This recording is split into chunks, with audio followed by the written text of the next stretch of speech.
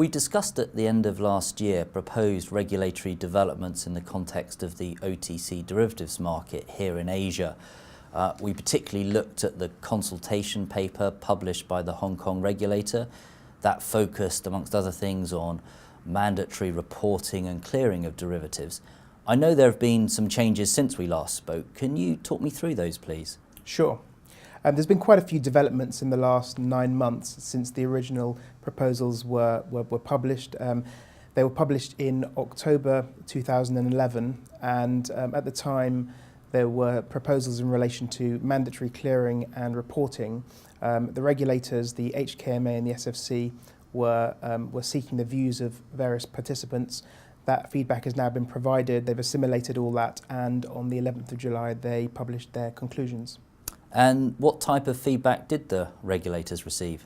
They received quite a bit of feedback from various industry bodies, banks and law firms, and in general there was a concern by the industry that the scope of the reporting obligation and the scope of the clearing obligation was too wide, and that might place undue burden on the compliance departments of financial institutions. In light of this, what's been the response of the regulators? Have they therefore looked to narrow down the scope of the proposals?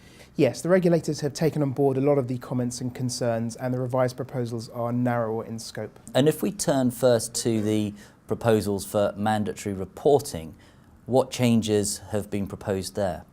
On reporting, the main change is to reduce the reporting obligation on banks that originate or execute trades. Previously, they would be subject to a reporting obligation, but now a Hong Kong incorporated bank or the Hong Kong branch of an overseas bank will only need to report a trade that it originates or executes if that trade has a Hong Kong nexus. And you mentioned the concept of Hong Kong nexus.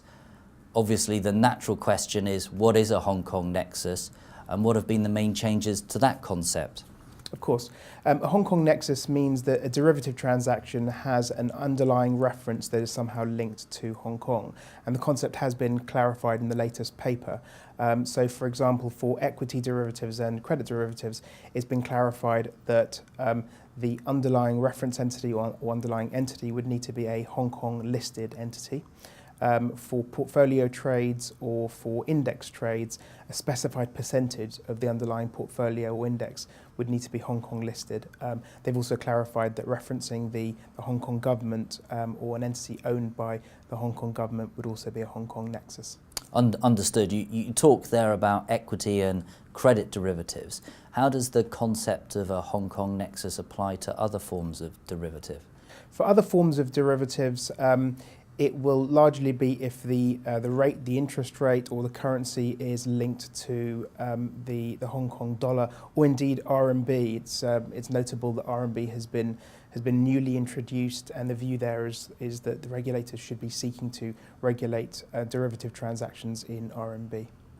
Okay, so that's the reporting obligation. If we now move to the clearing obligation, have there been similar changes to that proposed regulation? Yes, there's also been a reduction in the scope of the clearing obligation.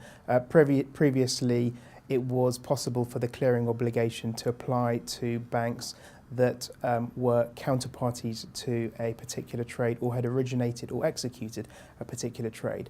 That reference to origination and execution has now been removed, so the mandatory clearing obligation will only apply if a bank is actually a contracting counterparty to a trade. So that will be welcome to some banks, and it reduces the scope for overlap between different clearing obligations in different jurisdictions. Great, okay. Well, that leads me to my final question. I'm sure all market participants want to know is, when are the Hong Kong rules likely to come into force?